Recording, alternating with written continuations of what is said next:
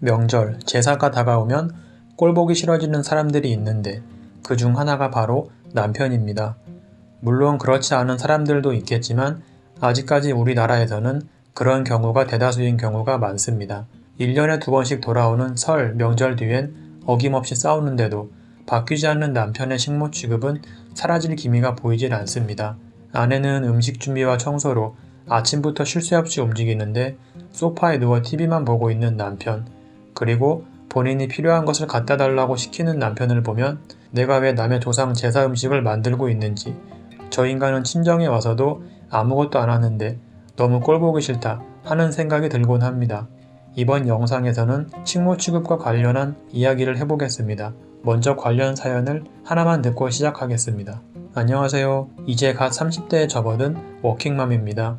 대화도 안 되는 신랑 때문에 답답해서 씁니다. 결혼한 지는 5년 정도 되었고 주변 사람들보다 결혼을 빨리 했습니다. 저는 정말 시댁에서 식모 같다는 느낌을 항상 받고 있는데 손주를 너무 예뻐해 주시고 용돈도 주시는 시부모님의 모습 때문에 늘 참고 살아왔습니다. 아이를 임신했을 때부터 1년에 몇 번씩이나 있는 제사 다 지내고 김장도 빠지지 않고 했지만 그것에 대해 감사하다는 표현은커녕 당연한 것이라 생각하는 시댁 식구들, 그리고 남편 때문에 항상 서운합니다. 중간 역할도 못해주는 남편 때문에 시댁만 갔다 오면 항상 싸우고 울었습니다. 김장하기가 너무 힘들고 피곤하니까 오늘은 못 간다고 하자고 해도 그럼 네가 시댁에 전화해 라고 하는 남편입니다. 지난주 명절이었습니다. 회사 일을 일찍 마치고 아이를 데리러 갔다가 집에 와서 밀린 집안일 다 하고 씻고 시댁에 도착하니 7시가 넘었습니다. 항상 제사 음식을 같이 하다가 이번에 일 때문에 못 도와드려서 죄송하다고 용돈도 드렸습니다. 그런데 가자마자 시어머니는 허리가 아프다며 일을 너무 많이 했다고 하시고 시아버지는 빨리 밥 먹고 일을 도와주라고 하셨습니다. 저도 저녁을 안 먹고 와서 밥상 차려서 신랑이랑 아이랑 먹고 있는데 식사를 하는 도중에 시댁 할머니, 삼촌 조카가 들어오더라고요. 그래서 인사하고 다시 앉아서 아이랑 밥을 먹으려고 하는데 시아버지가 갑자기 빨리 먹고 비키라는 겁니다. 순간 당황스러워서 네? 라고 했더니 네가 빨리 먹고 비켜야 자리가 날 거 아니냐, 빨리 먹고 밥상 새로 준비해서 손님 맞이해라 이러는 겁니다. 저는 이 집에서 손님 아닌가요? 솔직히 따지고 보면 며느리인 내가 손님인데 아이랑 밥 먹다가 어이가 없고 당황스러워서 약간 눈물이 날 것 같았는데도 참고 대충 먹고 일어나서 입에 담고 있는 음식도 다 못 씹고 물 마시려고 하는 저에게 시어머니는 빨리 반찬이랑 밥을 갖다 달라고 했습니다. 시할머니, 삼촌들 식사가 끝나고 상을 치우는데 이번엔 저보고 설거지도 하라고 했습니다. 설거지도 끝내고 고무장갑 벗으면서 이제 좀 쉬려고 하니까 행주도 빨아서 삶아 놓으라고 했는데 이때 정말 서러워서 눈물 날 뻔했습니다. 시댁 어른들 계속 오셔서 상 다시 차리고 다시 설거지하고 했습니다. 다 끝나고 집에 와서 신랑이랑 대판 싸웠습니다.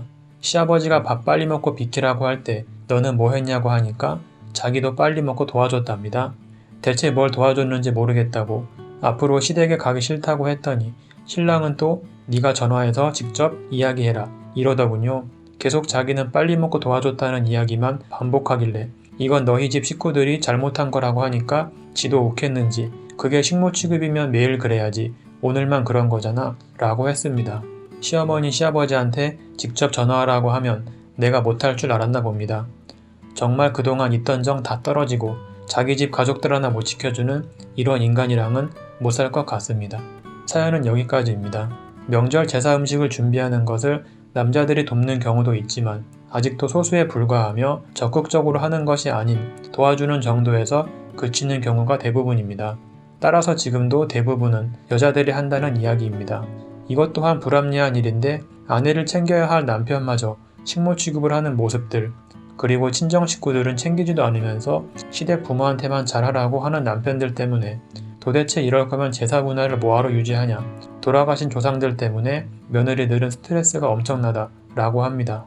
불합리하고 모순되는 것들에 대해 어떤 이는 남자들은 웃긴 게 우리 엄마 명절 때마다 고생해서 안쓰럽다고 한다. 그런데 지는 가만히 놀고 먹고 아내를 데려다 일을 시킨다. 엄마는 불쌍한데 아내는 안 불쌍하냐? 지는 하지도 못할 거 아내에게는 그거 1년에 몇 번 하는 거 뭐가 힘드냐라고 한다. 그럼 지가 직접 하면 되겠네 라고 했습니다. 명절 제사의 기본 취지는 좋지만 죽은 사람을 위해 산 사람이 불행해지는 문화라면 과연 유지할 필요가 있는지 다시 한번 생각해 볼 필요가 있지 않나 생각합니다. 여기까지 시청해 주셔서 감사합니다.